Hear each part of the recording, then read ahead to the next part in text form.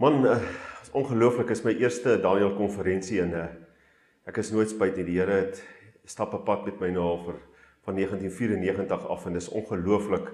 jy weet dat hy my by so 'n konferensie net weer in konstruksie weer 'n bietjie aan my panel bied en net weer die dinge wat jy in 'n comfort zone ingaan wat sy geloof en sy gees betref, weet net so 'n bietjie daarin uithaal. En gisteraan toe ek voor ek uit toe gaan, toe sien ek die Daniel 2011 daarvoor op die verhoog en ek sê vir myself, maar daai ding praat met die Heilige Gees, daai stukkie praat met my. En vanoggend in my stilte tyd toe,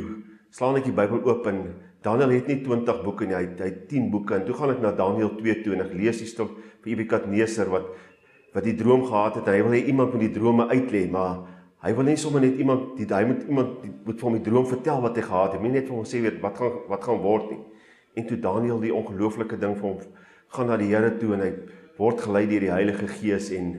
vanoggend kom ek hierso en die spreker Lloyd lees uit dieselfde gedeelte uit Daniel 2 uit en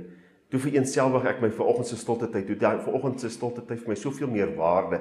en soveel meer betekenis en dat die Here vir jou op partykeer sulke